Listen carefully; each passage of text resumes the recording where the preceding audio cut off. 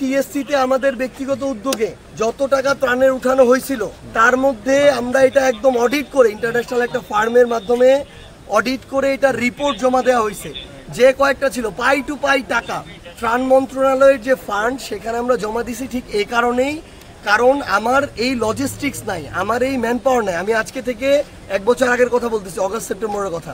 Logistics নাই, man power নাই, আমি যে এখানে কাজ করব আমার একটা জেলায় স্ট্রাকচার নাই, আমার এর আগে এই কাজ করার অভিজ্ঞতা নাই। তাহলে আমি যদি এই টাকাগুলা আমার তো অ্যাবিউজ হয়ে যাইতে পারে। সো আমি কি করব যেন প্রপার ইউজ হয়।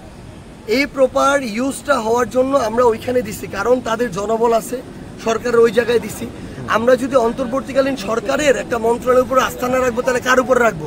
এটা তো আওয়ামী লীগের মন্ত্রণালয় না, এটা ডক্টর ইউনূসের অভ্যুত্থান পরবর্তী সরকারের মন্ত্রণালয়।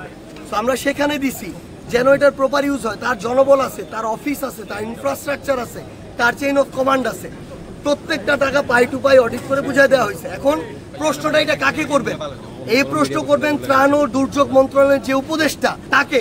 রান্নায় আমার ভালোবাসা Jamuna gas stove. Jamuna gas stove, আধুনিক, নিরাপদ ও দীর্ঘস্থায়ী। যে আপনাদেরকে যে অভ্যুত্থান পরবর্তী যে ছাত্ররা যারা নেতৃত্ব দিয়ে আন্দোলন করছে তারা যে আপনাকে অভ্যুত্থানের 9 কোটি টাকা বা সামথিং টাকা বুঝাই দিছে পাই টু পাই, এটা আপনি ফেনীর জন্য কয় টাকা খরচ করছেন, কয় টাকা করেন না, এটার হিসাব দেন।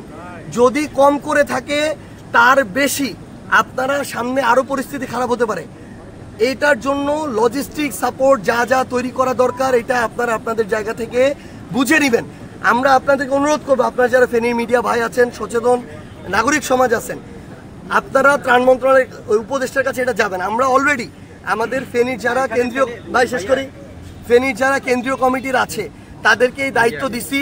তারা আগামী 1 সপ্তাহের মধ্যে ত্রাণ ও দুর্যোগ মন্ত্রণালয়ের যিনি উপদেষ্টা তার সাথে কথা বলে এই খবর নেবেন যে এই টাকা খরচ করা হয়েছে কিনা, যদি না হয় কেন হয় নাই, যদি এর বেশি হয় তাহলে সেই খরচের ডিটেলসটা যেন ফেনীর মানুষের কাছে উপস্থাপন করা হয়।